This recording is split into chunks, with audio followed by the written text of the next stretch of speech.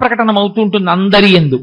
ఈ భావములు ప్రకటింపబడమే అమ్మవారు, అందరిలోనూ కదలికలు ఉండడమే అయ్యవారు. ఈ రెండింటిని శివ శివ అని, ఆనంద భైరవ ఆనంద భైరవి అని పిలుస్తారు. శ్రీ విద్యా సంప్రదాయంలో మూలాధార చక్రంలో వాళ్ళిద్దరూ ఆనంద భైరవ ఆనంద భైరవిగా ఆడుతూ ఉంటారు సృష్టి కారణమునందు. శారదా నవరాత్రుల తరువాత అంత ప్రాముఖ్యత కలిగినటువంటి నవరాత్రులు వసంత నవరాత్రులు. దక్షిణాయనంలో సాధనకి శారదా నవరాత్రులు ఎంత గొప్పవో, ఉత్తరాయణ పుణ్యకాలంలో తరించడం విషయంలో, సిద్ధి పొందడం విషయంలో వసంత నవరాత్రులు అంత ప్రఖ్యాతిగా చెప్పబడతాయి. అటువంటి వసంత నవరాత్రుల్లో నిన్నను మనం ఒక అత్యద్భుతమైనటువంటి నృత్య రూపకాన్ని చూశాం, నవరస నటభామిని అన్న పేరుతో. ఇవాళ నేను భగవద్గీత ప్రసంగానికి ఇప్పుడు నేను చేసే ప్రసంగానికి భేదం ఉందని మీరు అనుకోక్కర్లేదు, రెండు ఒకటే. ఎందుచేత అంటే వసంత నవరాత్రుల యందు అమ్మవారి వైభవాన్ని ఒకసారి మనం స్తుతి చేయవలసి ఉంటుంది. నిన్నను మనం చూసినటువంటి నాట్య కార్యక్రమం, నృత్య కార్యక్రమం ఏదైతే ఉందో అది సామాన్యమైనటువంటి విశేషమేం కాదది. అది చాలా చాలా గొప్ప సిద్ధాంతం. ఎందుచేత అంటే అది అమ్మవారికి సంబంధించినటువంటి నాట్యంలా, నవరసాలు అమ్మవారు ఆవిష్కరించినట్లు, అమ్మవారి జీవితంలో అనేక ఘట్టాలని సమన్వయం చేస్తూ ఆవిడ చరిత్రలోవి నవరసాలకి వాటిని ప్రాతిపదికగా తీసుకుని 9 రసములను అమ్మవారు ఎలా ఆవిష్కరించిందో చూపించడానికి చేసినటువంటి ప్రయత్నం. కానీ మీరు ఒకసారి కొంచెం దాని వెనక ఉండేటటువంటి రహస్యాన్ని ఒకదాన్ని గమనిస్తే, ఈ లోకంలో ఎవ్వరు అనాథ అన్న పదాన్ని పొందకుండా ఉండాలి అన్నది జగత పితరౌ వందే పార్వతీ పరమేశ్వరౌ అయినటువంటి తల్లిదండ్రుల యొక్క లక్షణం. అసలు ఒక గడుసు కవి అన్నాడు, లోకంలో అనాథ అంటూ ఉంటే పరమేశ్వరుడు ఒక్కడే, అనాథుడు అనాథ అనబడినటువంటి వాడు వేరొకడు లేడు అన్నాడు. ఎందుచేత అంటే అనాథ శబ్దాన్ని ఎవరికి ప్రయోగిస్తారంటే, తల్లి కాని తండ్రి కాని తల్లిదండ్రులు ఇరువురు కాని లేకపోతే అనాథ అంటారు. నాకు జగత పితరౌ వందే పార్వతీ పరమేశ్వరౌ, పార్వతీ పరమేశ్వరులు ఇద్దరూ నాకు తల్లిదండ్రులుగా ఉంటే నేను అనాథను ఎలా అవుతాను? నేను అనాథను కాను, కానీ పరమేశ్వరుణ్ణి కాపాడడానికి ఆయనకి లేరు తల్లిదండ్రులు, కాబట్టి అనాథ అంటూ ఉంటే ఆయనేనేమో కానీ మేం కాదు అన్నారు. కానీ అలా అన్వయం అవుతుందా? పరమేశ్వరుడు అనాథ కాడు, పరమేశ్వరుడు కూడా సనాథుడే. ఎందుచేతో తెలుసా అండి? ఆయనని ఆవిడ కాపాడుతుంది, ఆవిడని ఆయన కాపాడతాడు. ఆయనని ఆవిడెప్పుడు కాపాడింది అంటే, హాలాహల భక్షణం చేసినప్పుడు తన యొక్క మంగళసూత్ర ప్రభావంతో, సౌభాగ్య వస్తువులైనటువంటి చెవి తాటంకముల యొక్క ప్రభావంతో అమ్మవారు పరమశివుని యొక్క ఆయుర్దాయాన్ని రక్షించింది. శంకర భగవత్పాదులు సౌందర్యలహరిలో అంటారు అదే మాట. పోతన గారు భాగవతంలో అంటారు, మంగళసూత్రమునెంత మదినమ్మినదో అంటారు. సుధామప్యాస్వాద్య ప్రతిభయజరా మృత్యుహరిణీం విపద్యంతే విశ్వే విదిశతమఖముఖాద్యాది విశదః కరాళం యక్షేళం కబళతవత కాలకలనాన శంభోస్తన్మూలం తవ జనని తాటంక మహిమ అంటారు సౌందర్యలహరిలో. అమ్మవారి యొక్క తాటంకముల చెవిపోగులున్నాయే అవి ఐదోతనానికి గుర్తు. అమ్మవారి యొక్క ఐదోతనానికి గుర్తైనటువంటి చెవితాటంకముల ప్రభావం చేత హాలాహల భక్షణం చేసిన పరమశివుణ్ణి రక్షించుకుంది ఆ తల్లి. దక్షయజ్ఞంలో శరీరం విడిచిపెట్టేసినటువంటి పార్వతీదేవి యొక్క మర్యాదను నిలబెట్టి దక్షయజ్ఞ ధ్వంసం చేసి మళ్ళీ హిమవంతుని కుమార్తెగా పుట్టినటువంటి హైమవతిని వివాహం ఆడాడు తప్ప ఆయన వేరొక కాంతను స్వీకరించినటువంటి వాడు పరమేశ్వరుడు. కాబట్టి ఎప్పుడూ వారు ఒకరినొకరు రక్షించుకుంటుంటారు. కాబట్టి తల్లిదండ్రులు లేనంత మాత్రం చేత వాళ్ళు అనాథలు కారు, వాళ్ళిద్దరూ తల్లిదండ్రులుగా ఉండగా మనం అనాథలం కాదు. ఈ తల్లిదండ్రులు ఇద్దరూ ఏ రూపంలో ఉంటారు అని అడిగారు శాస్త్రంలో. దీన్ని మీరు కొంచెం జాగ్రత్తగా పట్టుకోవాల్సి ఉంటుంది. ఈ లోకమంతా తల్లిదండ్రుల యొక్క స్వరూపంగానే ఉంటుంది అన్నారు. ఎలా అంటే, తాండవము అన్న మాట కేవలము పురుషుడికి మాత్రమే అన్వయం అవుతుంది. తాండవం స్త్రీ చేస్తే తాండవం చేస్తోందని చెప్పకూడదు. అందుకే లలితా సహస్రనామ స్తోత్రంలో మహేశ్వర మహాకల్ప మహాప్రళయ సాక్షిణి, ప్రళయకాల తాండవం పరమశివుడు చేస్తుంటే ఆవిడ సాక్షిగా నిలబడుతుందంతే. తాండవము అమ్మవారు చెయ్యదు. అమ్మవారు ఎప్పుడు చేసినా లాస్యమే చేస్తుంది. పరమశివుడు ఎప్పుడు చేసినా తాండవమే చేస్తాడు. తాండవం చెయ్యడము అంటే నృత్య శాస్త్రాన్ని అనుసరించి తాళ విన్యాస ప్రక్రియ యందు జితిభేదము గతిభేదము రెండిటిని అవయవముల యొక్క ఒక పొందికతో కూడినటువంటి కదలికల చేత ఆవిష్కరిస్తే దాన్ని తాండవము అంటారు. అభినయము భావము రెండిటిని ఆవిష్కరిస్తే లాస్యము అంటారు. అమ్మవారు ఎప్పుడు చేసినా అభినయము భావము ఈ రెండిటిని ప్రకటనం చేస్తుంది. అయ్యవారు ఎప్పుడు చేసినా తాండవం చేస్తారు. అయ్యవారు విడిగా తాండవం చేయడం ఉండదు, అమ్మవారు విడిగా లాస్యం చెయ్యడం ఉండదు. లోకమంతా అయ్యవారి తాండవం అమ్మవారి లాస్య రూపంలో కలిసిపో ఉంటుంది. ఎందుచేత అంటే మీరు కొంచెం జాగ్రత్తగా గమనించండి. నేనిప్పుడు మాట్లాడుతున్నప్పుడు నా చేతులు కదులుతూ ఉంటాయి, నాలో ఉన్నటువంటి వాయువు కదులుతూ ఉంటుంది, నా నాలుక కదులుతూ ఉంటుంది, నా గుండె కొట్టుకుంటూ ఉంటుంది, నా ఊపిరితిత్తులు సంకోచించి వ్యాకోచిస్తూ ఉంటాయి, నా జీర్ణావయవం సంకోచించి వ్యాకోచిస్తూ ఉంటుంది, నా రక్తం ఒక నియమితమైనటువంటి వేగంతో ప్రవహిస్తుంది. ఇవన్నీ తాండవం. ఇవన్నీ తాండవం అయితే నేను మాట్లాడేటప్పుడు ఏ విషయం గురించి మాట్లాడుతున్నానో ఆ విషయ సంబంధమైనటువంటి భావ ప్రకటనము నా ముఖమునందు ఆవిష్కృతమవుతుంది. ప్రధానంగా రసావిష్కరణము ఒక్క కన్నుల వలన మాత్రమే జరుగుతుంది. ఎందుకో తెలుసా అండి? భయానకం ఉందనుకోండి, మీ భయం ముఖంలో తెలుస్తుంది. కానీ భయమైన, శృంగారమైన, లేకపోతే అద్భుతమైన, హాస్యమైన నవరసాలు 9 రసాలు పలికేది, 9 రసాలు వ్యక్తమయ్యేది ఒక్క కన్నులలో నుండి మాత్రమే తప్ప మిగిలిన అవయవములు 9 రసములను ఆవిష్కరించలేవు. కాబట్టి 9 రసములను ఆవిష్కరించాలి అనుకుంటే ఖచ్చితంగా అటువంటి వాళ్ళు ఆ భావ ప్రకటన కన్నుల వలన చెయ్యగలిగినటువంటి సమర్థతను పొందినవారై ఉండాలి.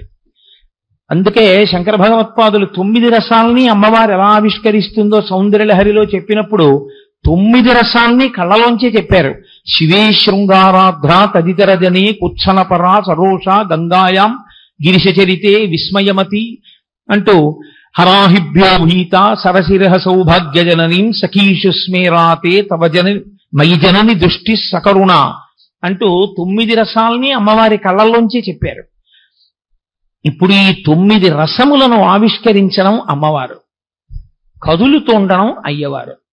మీరు చూడండి, లోకంలో ఒక్కొక్కరు ఒక్కొక్క రకంగా కదులుతారు, ఒక్కొక్కరు ఒక్క రసావిష్కరణలో ఉంటారు.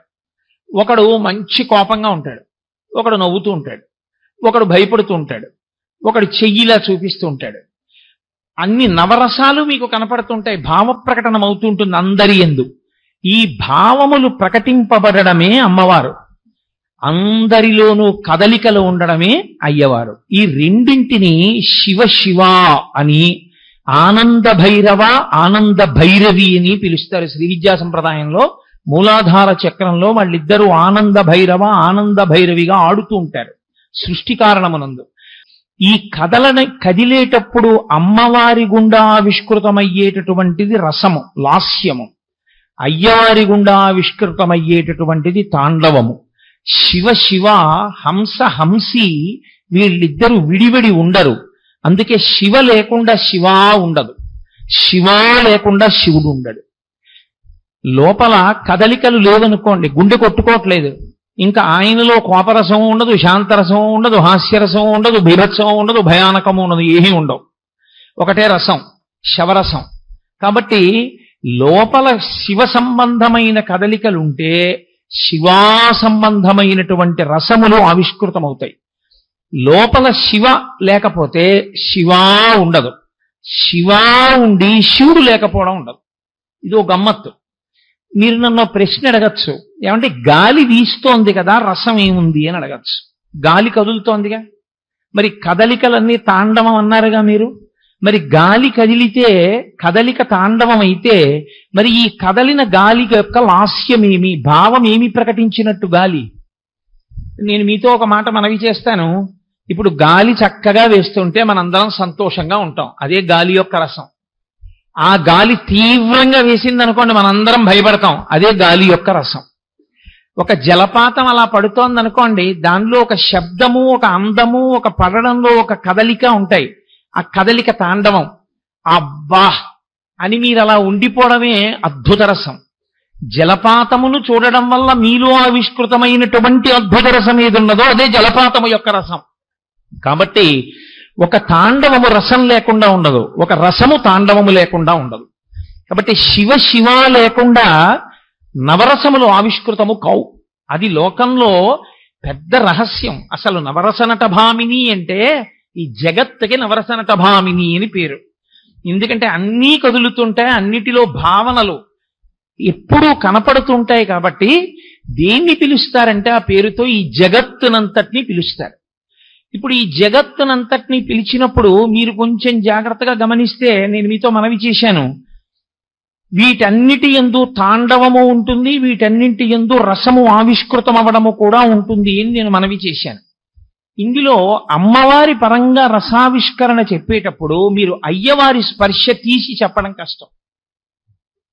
అయ్యవారి స్పర్శ తీసేసి అసలు అయ్యవారి సంబంధం ఏమీ లేదండి, ఇది కేవలం అమ్మవారే ఆవిష్కరించిన రసము అని మీరు చెప్పడం కుదరదు. శ్రీ విద్యా సంప్రదాయంలో శివమహాపురాణంలో పెద్ద రహస్యం ఏమిటంటే, అమ్మవారు ఆవిష్కరించేటటువంటి ప్రతి రసమునకు వెనక కారణము కేవలము అయ్యవారి యొక్క కదలిక కారణమై ఉంటుంది. అందుకే శివ రసావిష్కరణ చెయ్యాలి అంటే శివ పక్కన పెట్టడం కుదరదు. అందుకని శివ కథని ఆధారం చేస్తే తప్ప శివ నవరసములను ఆవిష్కరించదు. ఎందుకంటే లోపల కదలిక లేకుండా భావం ఎక్కడుంది? కుదిరే విషయం కాదు. కాబట్టి అంత గొప్ప సిద్ధాంతాన్ని, ఇంత గొప్ప రహస్యాన్ని ఇంకా నేను చాలా సంక్షిప్తం చేస్తున్నాను ఉన్న సమయం దృష్ట్యా. దీన్ని ఆవిష్కరించడానికి అమ్మవారి ముఖతః నవరసములు ఎలా ఆవిష్కృతమయ్యాయో చూపించారు నిన్నటి రోజున. అది మీరు పార్వతీ పరమేశ్వరుల కదలిక యందు మీరు చూడవలసింది ఏమిటంటే, మీరు చూడడానికి కూర్చున్నప్పుడు నేను సనాథుడను అని చూడాలి. నాకు నాథుడున్నాడు, అదిగో మా అమ్మ నాన్న, వాళ్ళిద్దరే మా తల్లిదండ్రులు, చూశారా? ఇంకా నేను అనాథనెక్కడా? ఆ కదలికలే ఈ లోకమంతా ఉన్నాయి అన్న మీ కదలికతో సమన్వయం అవ్వాలి. ఇందులో గమ్మత్తు చూడండి. కారణములు ఏవైనా నా తల్లి శోభానాయుడు గారే చెప్పారు, ఇలా అయితేనే కథాపరంగా నడుస్తుంది అని నేను బీభత్సరసాన్ని ఎంచుకున్నాను అని చెప్పారు. బీభత్సరసాన్ని ఆవిష్కరించడం చాలా కష్టం. బీభత్సరసం పూర్తి వ్యతిరేక పదం శృంగార రసానికి. శృంగార రసం ఎక్కడుంటుందో దానికి పూర్తి వ్యతిరేకం బీభత్సం. శృంగారము అన్న మాటకు అర్థం ఏమిటో తెలుసా అండి? యాదేవీ సర్వరూపేషు లజ్జారూపేణ సంస్థిత నమస్తస్యై నమస్తస్యై నమస్తస్యై నమో నమః. భర్త పక్కన ఉంటే శృంగారం కాదు. భర్త పక్కన లేకపోయినా భర్త యొక్క ఆభరణం ఒకటి చేతికి పట్టుకొచ్చి సీతమ్మ తల్లి చేతిలో పెట్టినంత మాత్రం చేత గృహీత్వా ప్రేక్షమాణాసా భర్తుక్కర విభూషణం భర్తార వివసంప్రాప్త జానకీ ముదితాభవత్. భర్తగారే వచ్చినంత ఆనందపడిపోయి బుగ్గలు ఎర్రబడిపోయిన సీతమ్మ యందు శృంగార రసం, లజ్జ. భర్త పక్కన ఉంటేనే శృంగార రసం ఉంటుందని మీరు అనుకోకూడదు. శృంగార రసం నవరసాల్లో కల్లా నాయిక, చాలా గొప్పది ఆ రసం. శృంగార రసం భావన చేత ఎంత ఉద్దీపనం చెందుతుందో, ఎంత రసావిష్కరణ చేస్తుందో, కేవలము చూడడం చేత భావన చేత అంత జుగుప్స కలిగితే బీభత్సం. అందుకే శృంగార రసము ఎంత ఆహ్లాదమును కల్పిస్తుందో బీభత్స రసము అంత బాధ కల్పిస్తుంది. మీరు అందుకే చూడండి, బీభత్స రసాన్ని కల్పించడానికి ఏదో భయంకరమైన సన్నివేశం ఉండాలనుకోవడం తప్పు. ఎందుకో తెలుసా అండి? ఒక బొత్సు గొంగళి అంటారు, ఆ గొంగళి పురుగు పాకుతూ ఉంటుంది స్తంభం మీద. అది మిమ్మల్ని ఏం చేస్తుంది? అది కరిచి చంపేస్తుందా? ఏం చేయదు. కానీ ఆ గొంగళి పురుగు ఇలా పాకుతూ కనపడింది అనుకోండి, అబ్బో గొంగళి పురుగు అంటాను. ఎందుకని? ఎందుకంత ముడుచుకోవడం నేను ఇలాగా? బాబోయ్ గొంగళి పురుగు అండం ఎందుకు? అదే బీభత్సం యథార్థానికి. ముడుచుకుపోతే బీభత్సం, విచ్చుకుంటే శృంగారం. అది రసమునందు ఆవిష్కృతం అలా అవుతుంది. అందుకని బీభత్సానికి కేవలముగా ఒక సంఘటన కాదు, మీ మనసు యొక్క స్థితి కారణమవుతుంది. ఒకడికి ఆ గొంగళీ పురుగును చూస్తే ఇది సీతాకోక చిలుక అవుతుంది అంటాడు. ఇప్పుడు బ్రహ్మమును చూస్తాడు. అప్పుడు వాడికి ఏం ముడుచుకోవడం ఉండదు. వాడు ఆ బ్రహ్మకీట జనని దాని యందు పరదేవతని చూస్తాడు. వాడికి ఉందా బీభత్సం అంటే చెప్పడం కష్టం. బొచ్చు గొంగళీని చూసి ముడుచుకునేవాడు ఎవడున్నాడో వాడికి అది బీభత్సరసం. కానీ నిన్నను బీభత్సరసాన్ని ఆవిష్కరించడానికి శివకథని ఆధారం చేసుకోవడంలో సాధ్యమైనంత గొప్ప అంశాన్ని స్వీకరించారు రచయిత. అది దక్షయజ్ఞ ధ్వంసమునకు పూర్వాంగాన్ని స్వీకరించారు. అందున పూర్వాంగాన్ని స్వీకరించడం ఒకెత్తు, పక్కన ఆర్కెస్ట్రా లేదు, పాడుతున్న వాళ్ళు లేరు. మహంకాళి మోహన్ గారు, అమలాపురం కన్నారావు గారు ఉండి పాడుతుంటే వేరు. వాళ్ళు పాడుతున్న వాళ్ళు పక్కన లేకుండా పాడుతున్న వాళ్ళు ఉంటే ఉండేటటువంటి అదృష్టం ఏమిటో తెలుసా అండి? నర్తకి యొక్క నటన చూసి, ఆ నృత్యాన్ని చూసి వాళ్ళు పొంగిపోతారు. వాళ్ళ నట్టువాంగానికి, వాళ్ళ కీర్తనకి నృత్యం చేసేటటువంటి వారు పొంగిపోతారు. ఇద్దరి పొంగు మనని పొంగిస్తుంది. అది రికార్డెడ్. పైగా ఇవాళ వచ్చేటటువంటి నృత్యాలు అసలు పెదవుల కదలికలు ఉండవు. అక్కడ అది జరుగుతుంటుంది, ఇక్కడ వీళ్ళు చేసేస్తారంతే. కానీ నిన్నటిది సంప్రదాయబద్ధమైనటువంటి నృత్యం. తల్లి చేశారంటే అదేం మామూలుగా ఉండదు. అందుకని అక్కడ ఏది పాడుతోందో రికార్డు, దానికి అనుగుణంగా అది ఇలా నోరు విప్పేటప్పటికి ఇక్కడ పెదవులు కదలాలి. నేను ఎన్నో సందర్భాల్లో పరిశీలించాను అక్కడ కూర్చుని, పెదవులు కదపడం ఆలస్యం అవుతుందా అని. అక్కడ ఇలా అందుకునేటప్పటికి ఇక్కడ ఇలా పెదవులు కదిలాయి అంటే దాని వెనక ఎంత సాధన చేసి ఉండాలో మీరు గమనించండి. అంత గొప్ప రసావిష్కరణ ఇక్కడ జరుగుతుంటే చూడగలగడం మన అదృష్టం. కాబట్టి ఆ బీభత్స సన్నివేశాన్ని ఆవిష్కరించేటప్పుడు పెదవులు కదిపితే సరిపోదు, అక్కడ పాడుతున్నటువంటి పాట యొక్క అంతరార్థం తెలిసి ఉండాలి. దాని అర్థం ఏమిటో, దాని సందర్భం ఏమిటో తెలియలేదనుకోండి, వెనకటికి పానుగంటి లక్ష్మీ నరసింహం గారు రాసినటువంటి సాక్షి వ్యాసంలాగా కొడుకు చచ్చిపోతే కుంభకాంభోజ రాగంలో ఏడిస్తే వన్స్ మోర్ అంటే మళ్ళీ ఏడుస్తూ పాడినట్టు ఉంటుంది. అలా ఉండకూడదు. ఆ పాడుతున్నటువంటి పాట యొక్క అర్థం తెలిసి ఉండాలి. ఆ అర్థం తెలిసి ఉంటేనే భావము ప్రకటనమవుతుంది. నిన్న చూడండి, ఇక్కడ కమల భవుడు కమల ధవుడు ఇద్దరు కూర్చుని ఉన్నారు భార్యలతోటి. కూర్చునుంటే పార్వతీదేవి వచ్చింది. ఆవిడ నిలదీస్తోంది దక్షుణ్ణి. నిలదీసేటప్పుడు గమ్మత్తేమిటో తెలుసా అండి? పాపం కూతురికి చెప్పలేక అటు భర్తకి చెప్పలేక నలిగిపోతున్నటువంటి దక్షుడి భార్య.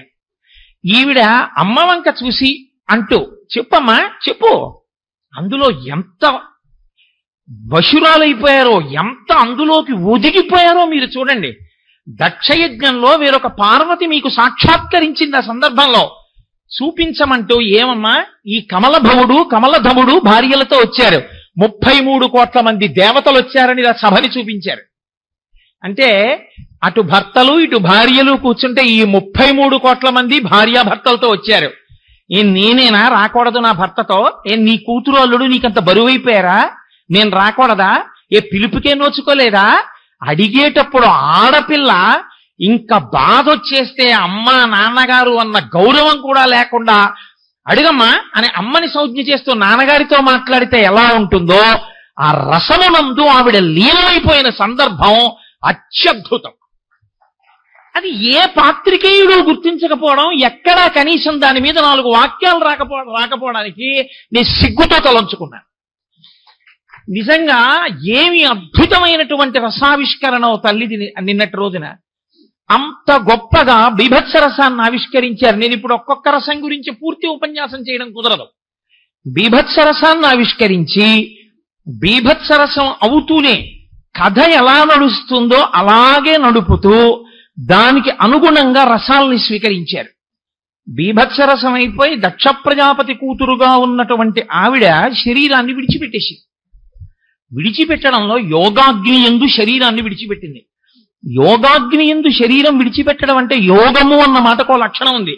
అనేన యుజ్యతే ఇతి యోగ అంటాడు పతంజలి. ఆ సమయంలో కేకలేయడం బొబ్బలు పెట్టడం ఇవేం ఉండవు.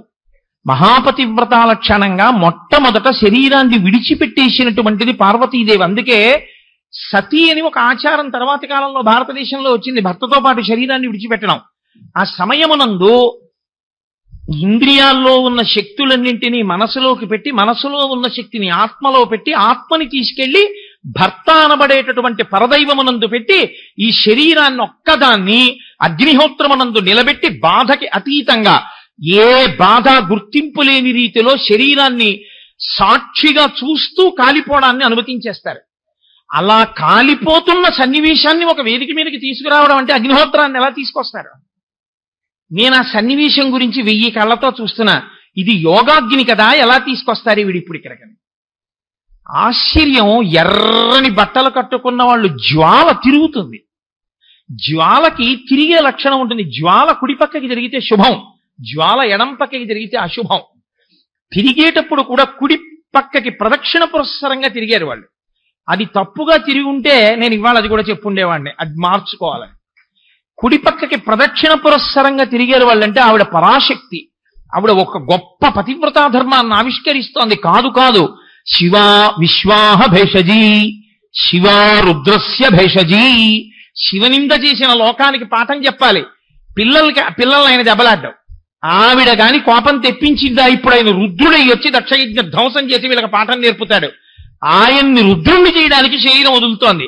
అందుకే యోగాగ్ని యందు నిలబడడం అంటే ఎలా నిలబడాలో అలా ఇప్పటిదాకా ఊగిపోయినటువంటి పార్వతీదేవి అగ్నిహోత్రంలో కాలిపోతుంటే అలా నమస్కారం చేస్తూ అలా నిలబడిపోయిందంటే అది బాగా సన్నివేశముల గురించినటువంటి పూర్వాపర విచారణ తెలిస్తే తప్ప, తత్సంబంధమైనటువంటి విషయములతో పరిచయం బాగా ఉంటే తప్ప అటువంటి రసాన్ని యథాతథంగా ఆవిష్కరించడం ఒక నర్తకికి సాధ్యం కాదు. అది చెయ్యలేరు అలాగా. అది అసలు నిన్న నా ఒక్క ఘట్టం చాలండి, పరమాద్భుతం. మీరు చెప్తే నమ్మరు. నేను అక్కడ కూర్చుని ఆవిడ పొందుతున్న ఆవేశానికి అమ్మో నా తల్లి పార్వతీదేవి ఇంత బాధపడిపోయిందా అని అలా చూస్తుండగా నా కన్నుల వెంట నీళ్లు ఇలా కారిపోయాయి. ఎవరైనా చూస్తే ఏమైనా అనుకుంటారేమో అని గబగబా కళ్ళతోడు తీసి ఉత్తరీయంతో కళ్ళు తుడుచుకున్నాను నేను. అది శ్రోతయందు రసాన్ని ఆవిష్కరించడం అంటే, అది కృతకృత్యురాలు కావడం అంటే నర్తకి. అంత గొప్ప రసాన్ని ఆవిష్కరించారు. కథాపరంగా ఆవిడ శరీరాన్ని విడిచిపెట్టగానే వచ్చేటటువంటి అంశం, మళ్ళీ ఆవిడ హైమవతిగా పుడుతుంది. పుట్టి హిమవంతుని యొక్క కుమార్తెగా పరమశివుడికి సేవ చేస్తూ ఉంటుంది. ఆయన తపస్సు చేస్తున్నప్పుడు ఆయనకి సేవ చేస్తోంది. ఇప్పుడు కరుణారసాన్ని ఆవిష్కరించాలి. మన్మధుడు బాణములు వేస్తే పరమశివుడు తన 3వ కంటి మంట చేత కాల్చేశాడు మన్మధుణ్ణి. మన్మధుడు పడిపోయాడు. అసలు రతీదేవికి పరమశివుణ్ణి వెళ్ళి ప్రార్థించేంత ధైర్యం లేదు. ఇంకా చాలా విముఖంగా ఇంత తప్పు చేశాడు, కాల్చేశాను బానే ఉంది, మళ్ళీ సృష్టి ఎలా జరుగుతుంది? ఇప్పుడు బతికించకపోతే సృష్టి లేదు, వీణ్ణి బతికిస్తే ఇంత అపరాధం చేసిన వాడికి శిక్ష లేదు. ఏం చెయ్యాలని ఆలోచన ముద్రలో ఉండిపోయిన వాళ్ళ కాసేపు ఇలా చేతులు వెనక్కి పెట్టుకుని ఏదో సభని చూసి నిశ్చేష్టుడైపోయాడా అన్నట్టుగా అలా నిలబడి, తర్వాత ఇలా నడుం మీద చేతులు పెట్టుకుని ఆలోచిస్తూ అలా నిలబడిపోతే పార్వతీదేవి ఆ రతీదేవి పొందుతున్న శోకాన్ని వింటున్నది ఈవిడొక్కతే. ఆయన పరాకుగా ఉన్నాడు. ఆవిడ ఏడుస్తోంది. ఇంత చిన్న తప్పుకి, ఈ చిన్ని అపరాధమునకి ఇంత శిక్ష అని ఏడుస్తోంది భర్తని చూపించి. కింద పడిపోయి ఉన్నాడు. ఆ పడిపోవడంలో కూడా ఎంత అందో అందరికీ కనపడేటట్టు స్టేజ్లో మిగిలిన వాళ్ళకి అడ్డం రాకుండా పడ్డాడు. ఎంత క్యాలిక్యులేట్ చేసుకుంటారో స్టేజ్ వాళ్ళు. ఆవిడ ఏడుస్తుంటే అది ఎంత హృదయ విదారకంగా ఉందో నేను చెప్పలేని దాన్ని నా మాటలతో. అది కరుణరసం. అప్పుడు ఆవిడ పరమశివుడి దగ్గరికి వెళ్ళి కరుణరసాన్ని అలా ఆవిష్కరించి వదలచ్చు, కానీ వదలలేదు. అది అలా ఆవిడ ఏడుస్తున్న ఘట్టం దగ్గర వదలకుండా మంగళంతో పూర్తి చేశారు. అది హృద్యత, అది కవికి ఉండవలసిన లక్షణం. వెంటనే పరమశివుడు తన అమృత దృక్కులతో చూస్తే అమ్మవారి అనుగ్రహం చేత మళ్ళీ మన్మధుడు పునరుజ్జీవితుడయ్యాడు. కాబట్టి ఘట్టం మంగళంతో పూర్తయిపోయింది, కరుణారసం ఆవిష్కరింపబడింది. ఇప్పుడు తర్వాత రావలసినది, ఇప్పటిదాకా కొంచెం 2 సన్నివేశాల్లో ఏమైందంటే వరుసగా సభంతా కూడా ఉద్విగ్నం అయిపోయింది. ఒకసారి బీభత్సం, ఒకసారి భర్త చచ్చిపోయి ఏడుపు, ఒకసారి భార్య చచ్చిపోయింది, పార్వతీదేవి శరీరం వదిలింది, ఒకసారి మన్మధుడు శరీరం వదిలాడు. ఇలా ప్రారంభిస్తూనే 2 శరీరాలు విడిచిపెట్టారు. ఏడుస్తున్నటువంటి సందర్భాలతో నడిచింది. ఒక్కసారి హృద్యంగా తీసుకెళ్ళాలి ఇప్పుడు ఆ ప్రక్రియనంతటినీ. అందుకే 3వ రసంగా హాస్యరసాన్ని తెచ్చుకున్నారు. ఆ తెచ్చుకోవడంలో గమ్మత్తు చూడండి. అది అలా ఉన్నది అని శివపురాణంలో లేదు, కానీ ఎంత అందంగా కూర్చుకున్నారో చూడండి. ఆ పరమశివుడి వేషం వేసి ఒక ఆవిడ్ని తీసుకొచ్చారు. సఖీయులు అలాగే ప్రవర్తిస్తారు. సఖీషు స్మేరాతే అంటారు శంకరాచార్యులు వారు. ఒక సఖిని పరమశివుడి వేషం వేసి తీసుకొచ్చి మనకి కేవలంగా అలా పాట పాడేసి నర్తన చేస్తే అర్థం కాదేమోనని ఒక వేషం వేసి అచ్చు శివుళ్ళ తీసుకొచ్చి నించోబెట్టి అమ్మవారిని వెటకారం ఆడుతున్నట్లుగా 4 విషయాలు ప్రతిపాదన చేశారు. అసలు ముందు పెళ్లి కొడుకు అంటే కళ్యాణం బొట్టెట్టాలి. అమ్మ కళ్యాణం బొట్టెడదామంటే ఇక్కడ కొంచెం బొట్టు పెట్టేవాడు ఇలా అనుకుంటే కుదరదు, కొంచెం ఇలా గట్టిగా నొక్కుకోవాలి. ఇలా అమ్మ నొక్కుదా ఉంటే అది కన్ను, ఎలా నొక్కుతాం? అదేమిటమ్మా బొట్టెట్టుకునే చోట 3వ కన్ను ఏమిటి? వికృతంగా లేడు, బొట్టు ఎలా పెట్టాం? ఇక అసలు బొట్టు లేకపోతే మంగళం. కళ్యాణం బొట్టు లేని వాడు పెళ్లి కొడుకు ఏమిటి? బొట్టు ఎలా పెట్టామమ్మా అంటే హాస్యం అన్నది ఎప్పుడో తెలుసా అండి? హాస్యం ఆడితే హాస్యం కాదు, తీసుకునే వాళ్ళకు కూడా హృదయం ఉంటేనే హాస్యం. మీరేదో సరదాగా ఓ మాట అన్నారనుకోండి, అక్కడి నుంచి నేను ప్రళయతాండవం చేస్తే హాస్యం ఎందుకు అవుతుంది? తీసుకునేవాళ్ళు కూడా అలా ఉంటేనే, హృదయ సంపన్నత ఉంటేనే. పార్వతీదేవి కూడా నిజంగా నిన్నను వేసిన పిల్ల నవ్వింది, అమ్మ బాబోయ్ ఆ నవ్వులు పువ్వులైతే బుట్టలు బుట్టలు ఏరుకుపోతుంది నేను ఇంటికి. ఎంత నవ్వుతూ చేసిందో నా తల్లి నిజంగా.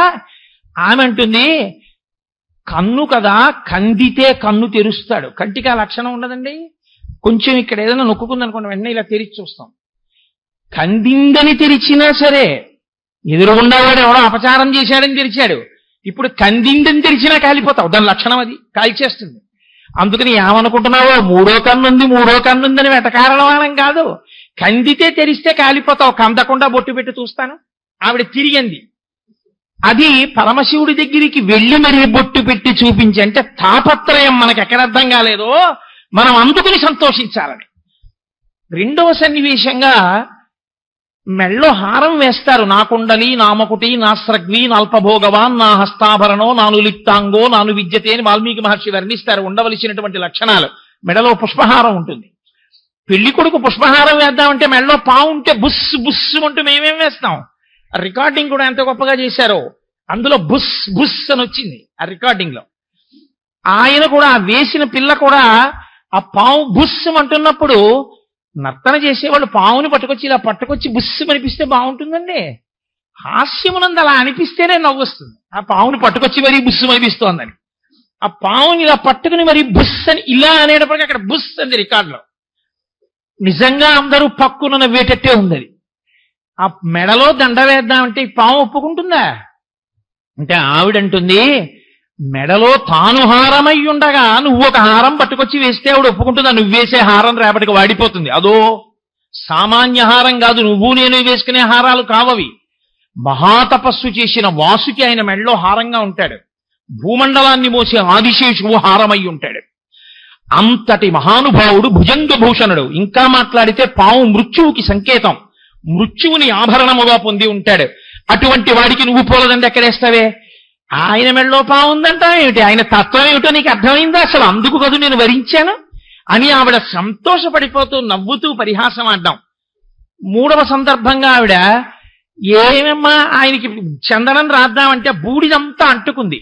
చందనం మెత్తగా ఉంటుంది, పైగా చందనం జిగురు జిగురుగా కదండి ఉంటుంది, నీళ్లతో తడిపిన గంధం. ఆ చమాయింపుగా ఉన్న గంధం పట్టుకెళ్ళి ఇలా రాస్తే ఆయన ఒంటికున్న విభూతంతా ఈవిడికి అంటుకుంది. చందనం ఆయనకు అంటుకుంది, బూడిది ఈవిడికి అంటుకుంది. కాబట్టి ఈవిడేమో హాస్యం ఆడింది, చందనం రాస్తే బూడిది అంటుకుంటోంది, ఆ ఒంటికి ఎవడు రాస్తాడు? అంటే ఆవిడంది, అది విభూతి విభూతి అనుకుంటున్నావు, కాస్త గాలేసి ఆ విభూతి కళ్ళల్లో పడిందంటే కళ్ళు కనపడడం ఏమనుకుంటున్నావో? అదే సామాన్య విభూతి కాదు. ప్రళయమునందు ఈ లోకాలన్నీ లయమైపోతే మళ్ళీ పునఃసృష్టి చేయడానికి జీవుల యొక్క కర్మఫలాలన్నింటినీ ఈశ్వరుడు విభూతి కణముల యందు పెట్టి కంప్యూటర్ చిప్స్ లా తన ఒంటికి రాసుకుని అట్టే పెట్టుకుంటాడు. అటువంటి విభూతి అది కళ్ళల్లో పడితే కళ్ళు కనపడవు ఏమనుకుంటున్నావో? ఏమమ్మా పెళ్లి కొడుకు కదా అని ఓ వస్త్రద్వయం ఓ పంచా ఉత్తరీయం పట్టుకెళ్ళి ఇద్దామంటే అదిగో ఒంటికి కట్టుకున్నదేమో ఓ పులితోలు ఓ ఏనుగు చర్మం, అది విప్పనంటాడు. పైగా ఎప్పుడు కట్టుకున్నదో కంపు కాదు, తోలు కట్టుకుంటే, పైగా తోలు ఒంటి మీద ఉంటే వాడు పూజార్హుడు కాడు, మంగళకార్యం మీద పనికిరాడు. అందుకే దేవస్థానంలో ఉండేవాళ్ళు తోలు బెల్ట్లు పెట్టుకోరు, అందుకని తోలు ఉండకూడదు ఒంటి మీద. కాబట్టి తోలు చర్మం కట్టుకున్న వాడిని పెళ్లి కొడుకుగా ఎలా తీసుకొచ్చి కూర్చోపెడతాం పెళ్లి మంటపంలో? అంటే తోలు అన్నామనుకో, తోలు పనికిరాంది అని 10 మాట అంటే ఆ తోలు ఎవరు తొలుస్తారు? పశువు తొలుస్తారు. కాబట్టి ఆహా మా తోళ్లు పనికిరాని అంటున్నారు అని ఆ పశువులు ఆయన్ని సేవిస్తుంటాయి. అదిగో నందికి భృంగికి కోపం వచ్చి మీ వెంటబడి కుమ్ముతాయి. అనేటప్పటికీ కొమ్ములు పెట్టుకుని వాళ్ళు వచ్చినట్టు, ఈ చెలికెత్తలు పరిగెత్తినట్టు. నిజంగా కుమ్మేస్తాడా? నిజంగా నందీశ్వరుడు కుమ్మేస్తే ఇంకేమైనా ఉందా? కుమ్ముతున్నట్టు. ఆఖరికి పార్వతీదేవిని పరిహాసమాడడానికి ఆయన కట్టుకున్న జింక చర్మాన్ని కూడా పట్టుకున్న సఖియలు పరిగెడుతున్నట్టు, పార్వతీదేవి బుగ్గల మీద ఇలా చిటికెలు వేస్తున్నట్లు, ఆవిడ ఆ చిటికెలు వేస్తే ఇలా బుగ్గ తుడుచుకున్నట్టు, ఆవిడతో ఇలా చేతులు పట్టుకుని ఆడినట్టు, అందరూ కలిసి ఇక్కడ కూర్చుని ఏవో వసంతాలు ఆడుతున్నట్లు, అందరూ నవ్వులే. మీకు తెలియకుండానే అన్నీ మర్చిపోయి మీరు కూడా సభ అంతా నవ్వుతూ ఉండిపోతుంది.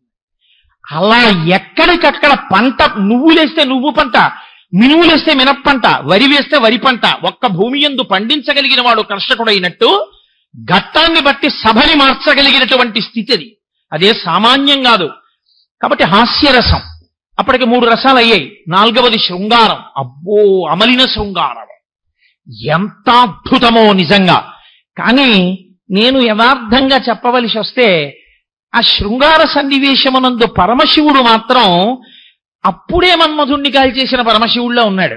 ఎందువల్ల అంటే అమ్మవారు ఆవిష్కరిస్తున్నటువంటి శృంగార రసం, ఆవిడ కన్నుల్లోంచి ఒలుకుతున్న ఆ రసం ఇంత సభ ముందు ఇంతమంది వీడియోగ్రాఫర్లు, ఇంతమంది కెమెరాల వాళ్ళు తిరుగుతుంటే అవేవి పట్టనట్టు, పరమశివుడు గురించే తాపత్రయపడుతున్నట్టు ఆ కళ్ళంతా అలవోకగా పెట్టి ఆవిడ ఆ శృంగార రసాన్ని అభినయిస్తూ బరువుగా అడుగులేస్తుంటే పరమశివుడు కూడా శృంగారాన్ని ఆవిష్కరించడం మరిచిపోయి ఈవిడ్ని చూస్తూ నిలబడిపోయాడు. నిజానికి నిన్న అది శోభానాయుడు గారి ప్రతిభ. ఆ ప్రతిభకి ఎవడైనా అంతే, అలా కావలసిందే.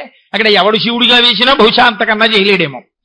కాబట్టి అంత గొప్ప సన్నివేశం నాకు చాలా గొప్పగా అనిపించింది. ఎక్కడంటే సాహిత్యమునందు అమలిన శృంగారం ఒక్క మాట దోషభూయిష్టంగా లేదు.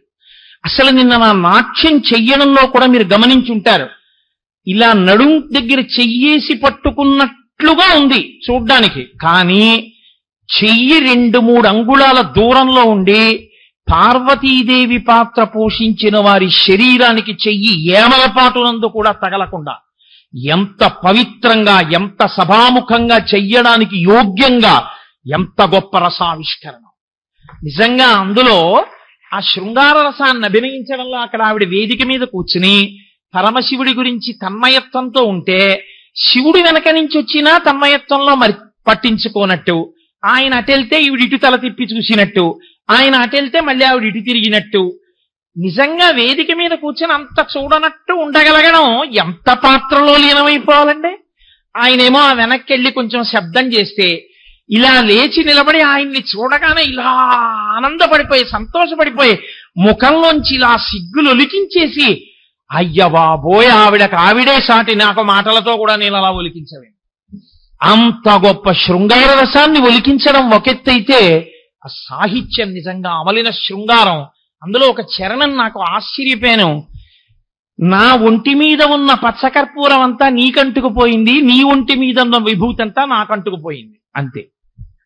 ఇంకా అర్థం చేసుకోవడానికి ఏం కావాలి? అది ఎక్కడదో తెలుసా అండి? శంకరాచార్యులు వారి ప్రాతస్మరామి స్తోత్రంలోది. ప్రాతస్మరామి పరమేశ్వర బాహుదండాన్ ఖట్వాంగశూల హరిణాహ పినాకయుక్తాన్ గౌరీ కపోలకు చరంజిత పత్ర రేఖాన్ సవర్ణ కంకణ మణిద్యుతి బసమానాం. శంకర భగవత్పాదులు చేశారు. పరమశివ, తెల్లవారగానే నీ చేతి వంక చూస్తే రాత్రి పార్వతీదేవి తన స్థనముల మీద అలదుకున్నటువంటి కస్తూరి రేఖలు నీ అరిచేతి కంటుకొని కనబడుతున్నాయన్నారు. ఇంకా వివరించాలా? చాలు శృంగారాన్ని వర్ణించడానికి. శంకరాచార్యుల వారి సాహిత్యాన్ని ఆదర్శంగా తీసుకునే ఎవరో అటువంటి రచనని చేశారు. చేసి ఆడదానికి సిగ్గు కదండి, పార్వతీ పరమేశ్వరుల యొక్క ప్రణయాన్ని చూసి సాటి ఆడదైన కంగ సిగ్గుపడి కొప్పులోకి జారిపోయింది, ఇక చూడలేక. శృంగారము ఆవిష్కారం కదా, విచ్చుకోవడం. ఆయన తల మీద చంద్రవంక చూసి కలువ, ఈవిడ మెడలో కలువ అనుకోండి, లేకపోతే ఆవిడ సిగలో కలువ అనుకోండి, ఆ కలువ బాగా విచ్చుకుందిట. చంద్రస్పర్శకి, చంద్రకిరణ స్పర్శకి కలువలు విచ్చుకుంటాయి. ఆవిడ హృదయము విచ్చుకుంది, గంగ సిగ్గుపడిపోయింది. ఆ రసావిష్కరణం నిజంగా శృంగార రసం అత్యద్భుతం. ఇవన్నీ ఒకెత్తి ఇప్పటికి 4 రసాలు నేను పూర్తి చేసేసాను, అంటే అంతకన్నా సమయం లేక. 5వ రసం భయానకం. ఇది చాలా చాలా కష్టం. ఎందుకంటే అమ్మవారి విషయంలో భయానకము అనేటటువంటి రసాన్ని ఎవ్వరూ చెప్పడం కుదరదు, అసలు చెప్పలేరు కూడా, చెప్పకూడదు కూడా, తప్పది. అందుకే అమ్మవారి నవరసాలు ఆవిష్కరించడంలో అందరూ ఇబ్బంది ఎక్కడ పడిపోతారంటే భయం చెప్పడం ఎలా. ఎందుకంటే ఆవిడకే స్వయంగా భయమును పోగొడుతుందని ఓ పేరు. మృత్యుదారు కుఠారిక, మృత్యువనే దారువుకు ఆవిడ గొడ్డలి వంటిది. మృత్యువు పెద్ద భయం, ఆ మృత్యువుని పోగొడుతుంది. అసలు ఆవిడికి భువన భయ భంగవ్యసనిని అని ఒక పేరు, భువనముల యొక్క భయాన్ని పోగొట్టే తల్లి అని ఒక పేరు. అటువంటి తల్లికి భయం ఏమిటి? ఇంకా ఆవిడ భయపడిందని చెప్పడం ఏమిటి? అర్ధరహితం, అసలు చెప్పడం కుదరదు, అది సాధ్యం కాదు కూడా. అందుకే గజాసుర వృత్తాంతాన్ని స్వీకరించాను కానీ అది పూర్తిగా అంగీకారయోగ్యమా అంటే కుదరదు. ఎందుచేత అంటే గజాసుర శరీరము కూడా ప్రకృతి వికారము కాబట్టి అమ్మవారే. ప్రకృతి వికారమైన శరీరమునందు శివుడు ఉన్నట్టే శివలింగం పక్కన సాకారంగా అమ్మవారు ఉంటుంది, లింగరూపుడై పరమేశ్వరుడు ఉంటాడు. లోపల లింగరూపుడై పరమాత్మ ఉంటాడు, ప్రకృతిగా అమ్మవారు ఉంటుంది శరీరంగా. గజాసురుడి శరీరం మాత్రం అమ్మవారు కాదేమిటి? అమ్మవారి ఎందే శివుడు ఉన్నాడు. అప్పుడు కూడా కైలాసం ఖాళీ అయిపోతే అమ్మవారు భయపడిపోవడం అన్నది లోకంలో ఉండదు. ఆవిడ పూర్వజా త్రిపురాంబిక, ఆవిడికి తెలియనిదేం ఉండదు. ఏం జరుగుతుందో ఆవిడికి అన్నీ తెలుసు. ఆ మాటకొస్తే శివ శివ వాళ్ళిద్దరి మధ్య అభేదం, ఆవిడికి భయం ఏమిటి? కాబట్టి భయం కుదరదు. కానీ ఎలాగో అలా పెట్టాలి. అందుకే శంకరాచార్యుల వారంతటి వారు భయం చెప్పడం ఎలా అని ఆలోచించారు అమ్మవారి గురించి నవరసాలు చెప్తూ. ఆయన ఒక అత్యద్భుతమైనటువంటి విషయాన్ని తీసుకున్నారు. ఆయన ఎలా తీసుకున్నారంటే ఇంకోలా భయం చెప్తే బాగుండదని స్త్రీ సహజమైనటువంటి బిడియాన్ని భయంగా అందంగా ఆవిష్కరించారు. పరమశివుడు యొక్క లీలలు వర్ణిస్తుంటే సంతోషంగా ఆవిడిలా ఆయన చేయి పట్టుకుంది, మా ఆయన ఇంత గొప్పవాడని. పరమశివుడి చేతులకి కూడా పిల్లపావులు చుట్టుకుని ఉంటాయి, పాము అడుగున చల్లగా ఉంటుంది. అమ్మవారి చెయ్యిలా పట్టుకుంటే పరమశివుడి చేతికి ఉన్నటువంటి పాము కంకణంలా ఉన్నది విప్పుకుని మెల్లిగా అమ్మవారి ఒంటి మీదకి పాకింది, ఆవిడ చేయి మీదకి. చల్లగా ఏదో తగిలితే ఆవిడ ఇలా చూసింది. ఆవిడ ఎప్పుడు పాములు ఆభరణంగా వేసుకోదు, ఆవిడ హారాలు వేసుకుంటుంది. ఓ పాము తన మీదకి ఎక్కేటప్పటికి ఎంత అమ్మవారైనా అకస్మాత్తుగా పాము పిల్ల ఎక్కుతుంటే ఇలా అంది, హరాహిభ్యోభీత, అలా అంది కాబట్టి భయపడింది అన్నారు శంకరాచార్య. అంతకన్నా చెప్తే బాగుండదు, ఇంకా అమ్మవారికి భయం అని అంత అందంగా చెప్పారు శంకర భగవత్పాదులు. అందుకని నేను దాన్ని అక్కడతో వదిలేస్తున్నాను. బహుశా ఇంకంతకన్నా అవకాశం లేకపోయి ఉండవచ్చు. భయానకం తర్వాత అద్భుత రసం. అద్భుత రసంలో పరమశివుడు పార్వతీదేవి ఇద్దరూ తాండవ ప్రక్రియ ఎందే మగ్నమై ఉన్నట్లు, పరమశివుడు అమ్మవారి కన్నా గొప్పవాణ్ణి అనిపించుకోవడం కోసమని విష్ణువుని పిలిచి స్థాయి పెంచమని అడిగినట్లు ఆయన మృదంగాన్ని గట్టిగా వాయిస్తుంటే ఈయన ఇంకా బాగా తాండవం చేస్తుంటే, అబ్బా ఏమి తాండవం అని పార్వతీదేవి ఇలా మోకాళ్ళ మీద కూర్చుని ఇలా చూస్తూ ఉండిపోయినట్టు, తాండవం చేసి చేసి పరమశివుడు అమ్మవారిని ఇలా చూస్తూ ఉండిపోయినట్టు ఉంది. నాకనిపించింది ఆయన తాండవం చూసి ఈవిడ అద్భుత రసాన్ని పొందిందా, ఆవిడ అలా కూర్చుని బుగ్గన చెయ్యి పెట్టుకుని చూస్తే అసలు ఆవిడ అలా ఉండడం అద్భుతంగా అనిపించి శివుడు ఆగిపోయాడా అని నాకు అనిపించింది. అసలు ఎవరికి అద్భుతం నాకు అర్థం కాలేదు, అంత అద్భుతంగా మనకు అనిపించింది ఆ రసం. చాలు కదా పండిందనడానికి. కానీ నా మటుకు నేనైతే చెప్పమంటే ఎన్ని సలహాలన్నా చెప్తావు, అనుకోకపోతే నేను ఒక్క మాట చెప్తా. దాన్ని స్వీకరించడం కన్నా అక్కడ శంకర భగవత్పాదులు చేసిన సూచన ఒకటి ఉంది. నవరసావిష్కరణలో అద్భుత రసావిష్కరణ ఎందు పరమశివుని యొక్క గొప్పతనాన్ని సరస్వతీదేవి వీణ మీద వాయిస్తుంది. విపంచాగాయంతి వివిధమపదానం పశుపతే, త్రిపురాసుర సంహారము, మన్మథ సంహారము, మార్కండేయుడికి ఆయుర్దాయం ఇవ్వడం, యమధర్మరాజు వక్షస్థలం మీద తన్నడం, ఎవ్వరూ చెయ్యలేనటువంటి అత్యద్భుతమైనటువంటి కృత్యాలు, ఇటువంటివన్నింటినీ వర్ణిస్తూ ఆవిడ వింటుంటే అంతటి పార్వతీదేవి కూడాట ఇలా అంటుందిట, తాంబూలపూరితముఖి తాంబూలారుణ పల్లవాదరయుతే తటంకహారాన్వితే వీణానాద నిమీలితార్ధనయనే విప్రస్థ చూలింబరే. తాంబూల రసాన్ని ఆస్వాదిస్తూ ఇలా తలూపుతూ, అబ్బా ఏమి భర్త, ఏమి అద్భుతం, ఎంతటి మహానుభావుడు నా భర్తని పొంగిపోతుందిట. దానివల్ల వచ్చే ప్రయోజనం ఏమిటో తెలుసా అండి? ఎప్పుడైనా అమ్మవారి సందర్భంగా మీరు ఏది చేస్తున్నా పరమశివుడికి సంబంధించినటువంటి వైభవాన్ని కీర్తిస్తే అమ్మవారు పరిపూర్ణంగా అనుగ్రహిస్తుంది. అందుకే సౌందర్యలహరి చేసిన శంకరాచార్యుల వారు శివశక్త్యాయుక్తో శివశబ్దంతో మొదలుపెట్టారు. శివుని యొక్క వైభవ వర్ణనకి ఆవిడ అద్భుత రసాన్ని ప్రదర్శించినట్లుగా ఆ ఘట్టాల్ని తెచ్చి అంత అందంగా కూర్చాలి అంటే అది తల్లి శోభానాయుడు గారు లాంటి కారణజన్మురాలకి తప్ప అన్యులకి సాధ్యమయ్యే విషయం కాదు. ఒడ్డున కూర్చుని సలహాలు ఎన్నైనా చెప్తామనుకోకపోతే అద్భుత రసం విషయంలో కొంచెం మార్పు చేస్తే ఇంకా అద్భుతమైన రసం పండుతుంది అని నేను అనుకుంటున్నాను. కాబట్టి అది అద్భుత రసం బాగుంది. తర్వాత భయానక రసం అయిపోయింది, అద్భుత రసం అయిపోయింది, హాస్యరసం అయిపోయింది, శృంగార రసం అయిపోయింది. ఇక అమ్మవారు రౌద్రరసం.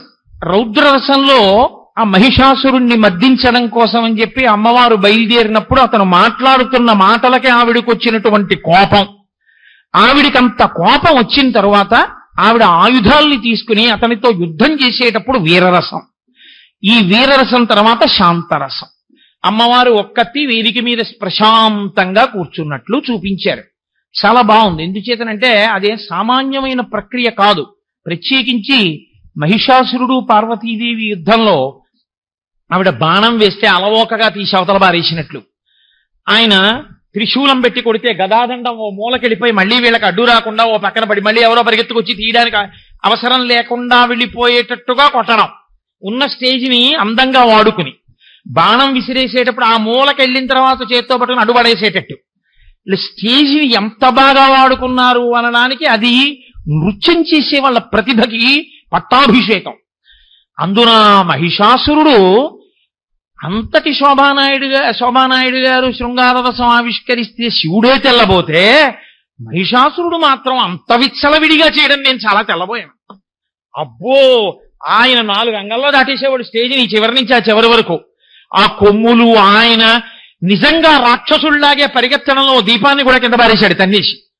అంత గొప్పగా చేసేసి ఆఖరణ త్రిశూలం పెట్టి పొడిచేసి స్టేజ్ మధ్యలోకి వచ్చి పడిపోయి అయ్యిగిరి నందిని నందితమోదిని విశ్వ వినోదిని నందినుతే అని మహిషాసుర మర్దని జరుగుతుండగా పుష్పవృష్టి కరుస్తూ ఆవిడ వీరరసంతో ఇలా ఊగిపోతూ రౌద్రరసంతో ఆ తరువాత ఋషుల యొక్క స్తోత్రానికి శాంతపడినటువంటి తల్లిగా ఆవిడ వేదిక మీద కూర్చుని ఉన్నప్పుడు ఉన్నటువంటి శాంతరసంలో అమ్మవారితోటి పూర్తి చేయడం అత్యద్భుతంగా పండించారు నవరసాలను.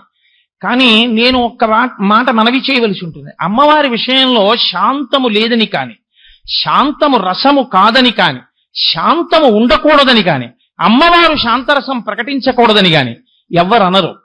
కానీ అమ్మవారిని శాంతరసం చెప్పకూడదు అంటారు. ఎందుచేత అంటే దానికి ఒక లక్షణం ఉంది. అమ్మవారు శక్తి స్వరూపం. శక్తి ఎప్పుడూ కదులుతుంది. అన్ని కదలికలు అణిగిపోయి ఏ భావోద్రేకము లేకుండా ఉండిపోతే శాంతమని గుర్తు. అందుకే శాంతం ఉంటే అన్నీ ఉంటాయి, శాంతం లేకపోతే ఏమీ ఉండవు. అలా అన్నీ అణిగిపోయి తనలో తాను రమించేవాడు శివుడు. ఎప్పుడూ కదులుతూ ఉండేది అమ్మవారు. అమ్మవారు కానీ శాంతరసంలో కూర్చుంటే శివుడు అయిపోయిందని లెక్క. ఇంకా కదిపేవాళ్ళు ఎవరు శివుడిని? శివశక్త్యాయుక్తోది భవతి శక్త ప్రభవితం. ఆయన కదలాలి, కామేశ్వరుడు అవ్వాలంటే ఆవిడ కదులుతూనే ఉండాలి. అందుకే అమ్మవారి విషయంలో శాంతరసంతో పూర్తి చెయ్యరు, వాత్సల్య రసంతో పూర్తి చేస్తారు. జగజ్జనని కాబట్టి ఆవిడ దృశాద్రగీయస్యాదరదలిత నీలోత్తల రుచాదవీయంసం దీనం స్నపయ కృపయా నలపి శివే అంటారు శంకరాచార్యుల వారు. బిడ్డల్ని చేసి వాత్సల్యాన్ని కురిపిస్తుంది ఆ తల్లి. ఆవిడ అబ్రహ్మకీట జనని, ఈ లోకాలకన్నిటికీ తల్లి కాబట్టి వాత్సల్య రసంతో పూర్తి చేస్తారు. శాంతరసంతో ఉండకూడదని నేను అంటలేదు, కానీ శాస్త్ర మర్యాద గురించి నేను మాట్లాడుతున్నాను. చిట్ట చివర ఒక్క మాట చెప్పి నా ఉపన్యాసాన్ని పూర్తి చేసేస్తాను. నవరసనట భామిని అని దీనికి పేరు ఉంచారు. కానీ నవరసనట భామిని అనేటటువంటి శబ్ద ప్రయోగాన్ని చెయ్యరు, అమ్మవారి మీద చెయ్యకూడదు అని. ఎందుచేత అంటే భామిని అన్న శబ్దాన్ని ప్రత్యేకించి జగదంబ స్వరూపమైనటువంటి అమ్మవారి మీద వాడకూడదు అని శాస్త్రమునందు నిషేధం. ఎందుకంటే సంస్కృతంలో ఏ పదమైనా సరే అది ఎప్పుడు వాడాలి, ఎందుకు వాడాలి అంటే సుప్రీంకోర్టు అమరకోశం. అమరకోశాన్ని మించి ఇంకా సుప్రీంకోర్టు ఉండదు. అమరకోశాన్నే ఆధారం చేసుకుంటారు. అమరకోశం భామిని అన్న మాటకి వ్యుత్పత్తి చెప్పింది. అపారమైన కోపము తన స్వభావంగా ఉండి, కోపము స్వభావమైన కారణం చేత తత్సంబంధమైన రసములను మాత్రమే పండించగలిగినటువంటి స్త్రీకి భామిని అని పేరు. తప్ప కోపము స్వభావము కాకుండా ఇతర రసములను పోషించగలిగినటువంటి స్త్రీ అయితే ఆవిడ్ని భామిని అన్న పేరుతో పిలవకూడదు అని చెప్తారు. ఇప్పుడు పార్వతీదేవి యందు మీరు హాస్యరసాన్ని చూపించాలి అంటే ఆవిడ భామిని అయితే ఆవిడ తిరగబడుతుంది. ఆవిడ్ని ఏమైనా అన్నారనుకోండి, హాస్యానికి ఏమైనా అన్నా తమలపాకతో ఇందమ్మా అంటే తలుపు చెక్కతో అందమ్మా అంటుంది. కాబట్టి వెంటనే శృంగార రసం, హాస్యరసం ఇవి కుదరవు. కాబట్టి నవరసనట భామిని అన్న శబ్దాన్ని శాస్త్రీయ ప్రయోగం చేస్తూ 41వ శ్లోకంలో మహీమూలాధారే అన్న శ్లోకంలో నవరసములు నైమిష్కృతమైనటువంటి అమ్మవారిని చూపిస్తే ఎప్పుడైనా ఏమని పిలవాలో పేరు చెప్పారు ఆయన.